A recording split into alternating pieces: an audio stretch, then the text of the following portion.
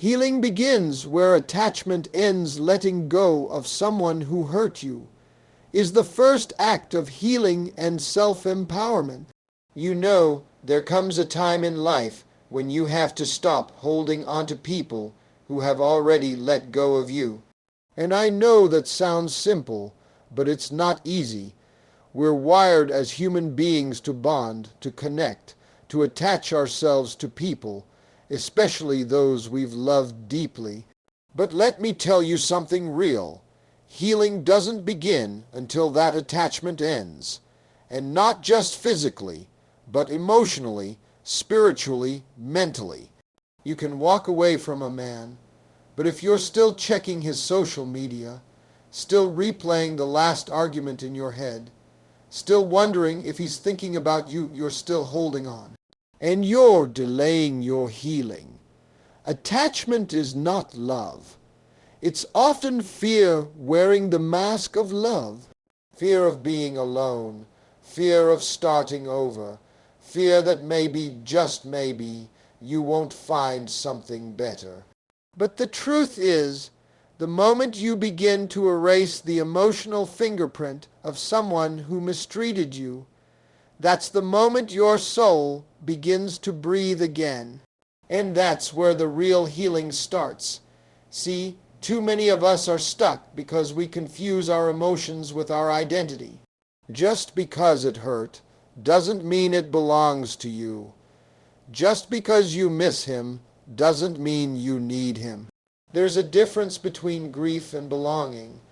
You're allowed to grieve a relationship, but you're not required to stay loyal to your pain. Letting go isn't just about cutting contact, it's about reclaiming mental space. How much of your mind is he renting right now? How many of your thoughts, your moods, your mornings are still shaped by someone who doesn't even value your presence? That's what I mean by erasing him. I'm not talking about bitterness, revenge, or pretending like it didn't happen. I'm talking about removing the weight of someone who made you question your worth. You don't owe anyone that much power over your life. And here's what happens when you start healing, when you start walking in your peace, in your purpose. They notice.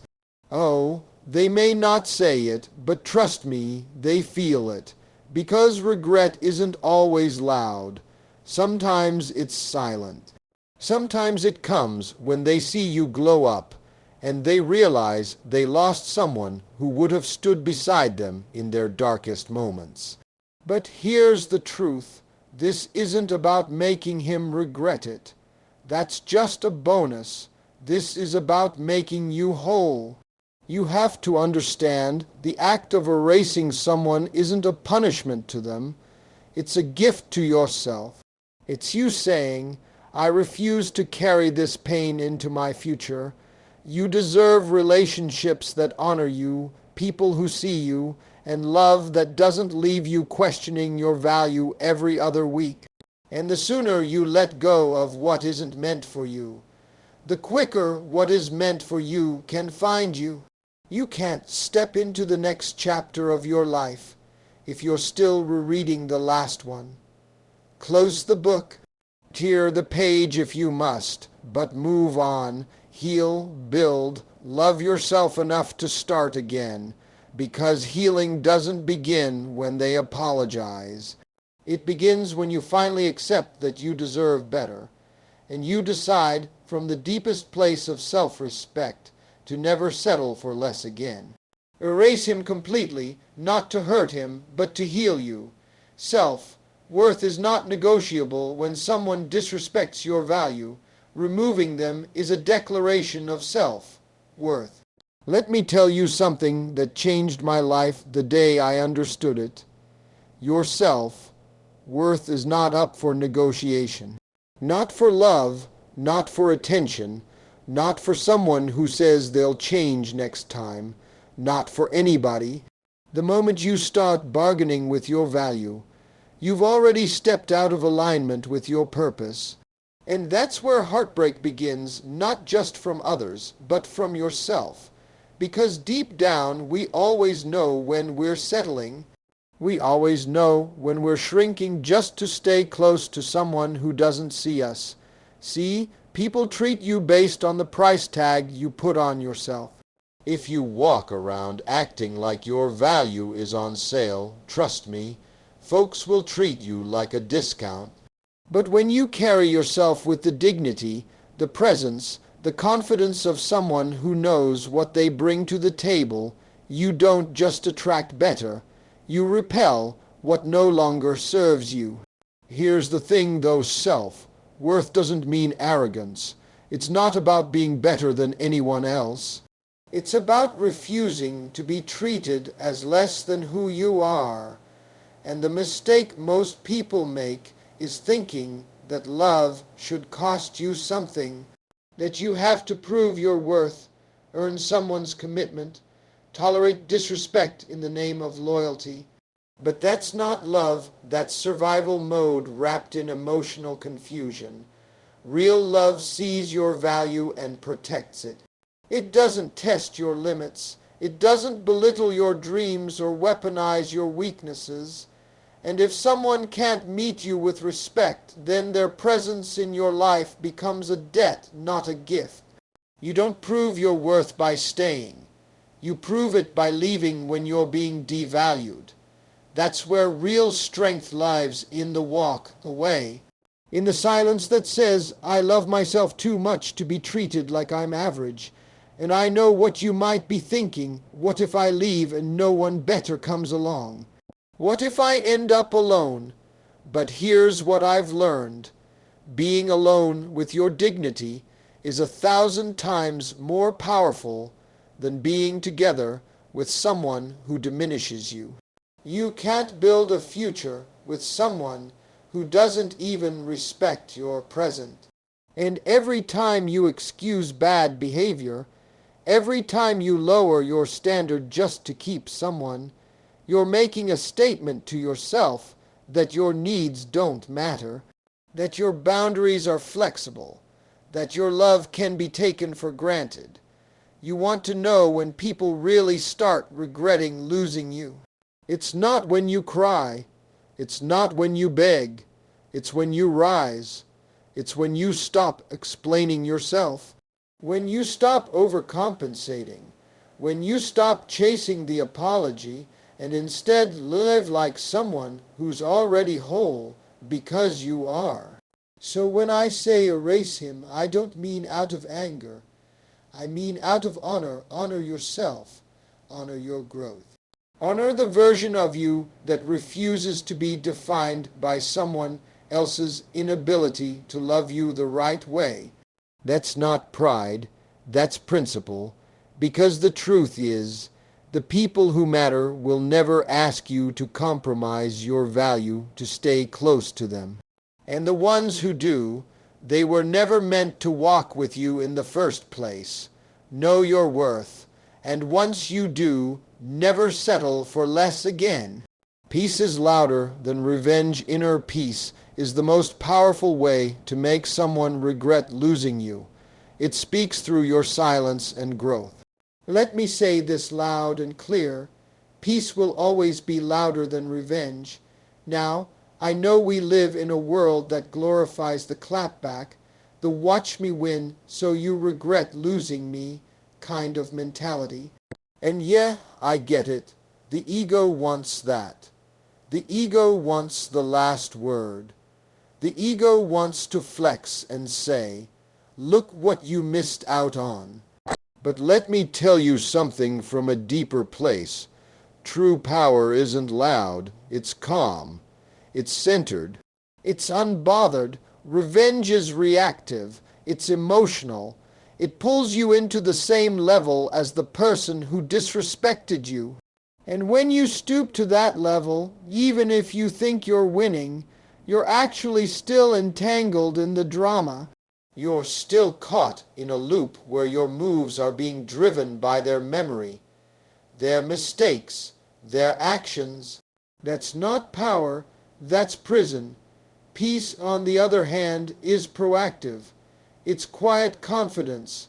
It's waking up in the morning and not needing closure, not needing validation, not needing anyone to acknowledge what they lost, because deep down you've already validated yourself. And that's something no one can take from you. Let's be real, people know when they've messed up. They may not say it, they may not show it, but they know. And nothing cuts deeper than watching someone walk away with grace, with their head high, with no bitterness, no backlash, no desperation. Just peace. That's when the regret really hits, because they realize you're not acting out, you're not waiting, you're not even angry anymore.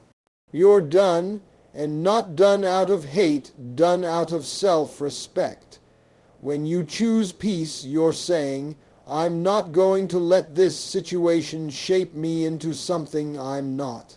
You're saying, I've got too much life to live, too much purpose to fulfill, too much growth to experience to be caught up in emotional warfare. That's maturity. That's elevation. But here's the challenge. Peace takes discipline. It takes strength to be silent when everything in you wants to scream. It takes wisdom to walk away when everything in your pride wants to prove a point. But what's more valuable, proving them wrong or protecting your peace? You don't get both, and understand this. Choosing peace doesn't mean you weren't hurt. It doesn't mean you forget.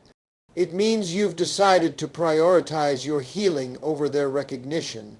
It means your life is no longer a performance for someone who didn't clap for you when you needed them most. People think peace is soft, but peace is a power move because it puts the control back in your hands. It's saying, I don't need revenge. My life, my success, my joy, that is enough. That's the kind of energy that can't be faked. That's the kind of strength that makes people stop and realize what they lost. So no, don't lower yourself to their level. Don't post for attention.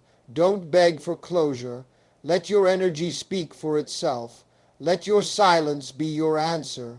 Let your peace be your revenge. Because peace isn't weakness, it's wisdom. And when you walk in peace, when you stop trying to prove, when you stop trying to win a game you never needed to play, that's when you become untouchable. Peace doesn't prove them wrong, it proves you've already won. Break the cycle, not yourself. Many stay in toxic loops. Erasing someone is about ending the cycle, not damaging your soul. You know, a lot of people are walking around broken, not because they don't want better, but because they keep choosing the same pain over and over again. And I say this with love, you've got to break the cycle, not yourself. Too many of us keep holding on to what hurts us, hoping that one day it'll heal us. That maybe if we stay long enough, love hard enough, sacrifice deep enough, that person will finally wake up and see our worth. But let me tell you something, if you keep watering dead soil, you're just exhausting your spirit. You are not required to destroy yourself in order to save a relationship. That's not love, that's a trauma bond, and we need to start recognizing the difference. Sometimes we get so familiar with dysfunction, we confuse it with destiny. We get trapped in this loop of thinking, this must be love because it's hard. But love isn't meant to break you down. Real love builds. Real love brings peace, not just passion. And if the only time you feel seen is when you're hurting, that's not a relationship. That's a cycle. What makes the cycle so dangerous is that it's sneaky. You think you've moved on, but then one phone call, one message, one memory pulls you right back into the same emotional spiral. And every time you go back, you teach your nervous system to normalize chaos. You teach your mind to accept confusion. You teach your heart to tolerate harm. That's how the cycle becomes your identity. And that's how you start to break yourself. piece by piece, trying to fix something that was never your responsibility in the first place. See, when you're in a cycle, you start abandoning yourself to keep someone else from leaving you. You start compromising your voice, your needs, your boundaries just to avoid another argument or another silent treatment. But here's the truth. If you have to abandon yourself to keep someone, you've already lost. You've lost the most important relationship you'll ever have, the one with yourself. Breaking the cycle means stepping into discomfort. It means facing the truth that they may never change, and that's not your fault. It means grieving the version of the story you hoped for, and choosing instead to build a future on facts, not fantasy. And yes, it's painful. Yes, it's lonely sometimes, but that pain has a purpose. That discomfort is the doorway to clarity. Because once you get out of the cycle, you start to see clearly, you start to breathe, you start to dream again. And here's what people don't realize: you can love someone deeply and still decide they're not good for you. Love is not a reason to stay stuck. Sometimes the most powerful act of love is letting go, not because you stopped caring, but because you finally started caring about yourself. So if you find yourself repeating the same heartbreak, the same argument, the same apology with no change, pause. Step back, ask yourself, is this love or is this a pattern? And if it's a pattern, break it, not for them, for you, because the longer you stay in a cycle that breaks you, the further you get from the life that can build you. You don't heal by going back to what hurt you. You heal by choosing something different. Choose you. Focus on becoming, not proving. Growth isn't about proving them wrong. It's about becoming who you were always meant to be. Let me break something down for you, and I need you to hear this, not with your feelings, but with your future in mind. Life is not about proving them wrong. It's about becoming who you were always meant to be. Now, I get it. When someone leaves you, disrespects you, or underestimates you, there's a natural desire to show them what they missed, to shine so bright they can't help but regret how they treated you. That feeling is real, but it's not the foundation you want to build your next chapter on. See, revenge might light the fire, but it won't keep you warm. It might fuel the grind in the beginning, but it can't sustain your growth. Because when your focus is on them, your direction is still tied to their opinion. And that right there, that's giving away your power all over again. You don't need to prove anything to someone who didn't value you in the first place. You think they're watching. Most of them are too stuck in their own broken patterns to even realize what they lost until it's too late. So while you're out here trying to impress them, to post and show out and drop hints on social media, you're actually slowing yourself down. You're building your healing on their recognition, and that's fragile ground. You were not created to live your life on someone else's scoreboard. You were created to become, to evolve, to expand, to align with the highest version of yourself. And becoming isn't loud. Becoming doesn't need an audience. Becoming happens in silence, when no one's clapping, when no one's texting "I miss you," when it's just you, God, and the mirror.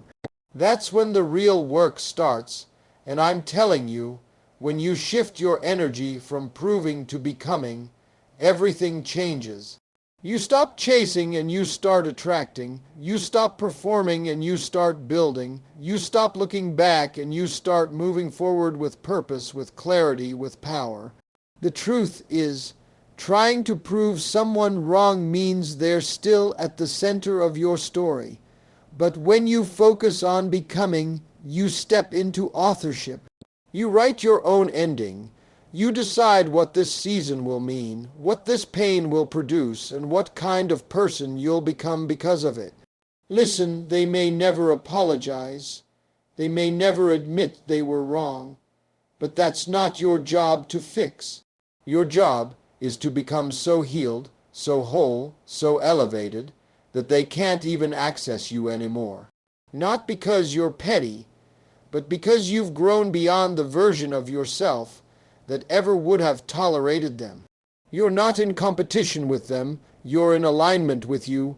That's where your real power is, not in making them regret, but in making yourself proud, in waking up and saying, I may not be where I want to be yet, but I'm becoming the kind of person I would have needed back when I didn't know my worth. And when that day comes, when you've done the work, when you've found your peace, when you no longer flinch at their name, you'll realize you never needed them to regret losing you. You just needed to become the version of yourself that would never let them back in. Stop proving, start becoming. That's the real glow up. Erase to replace. When you remove what's toxic, you make room for what's true. Purpose, peace, power.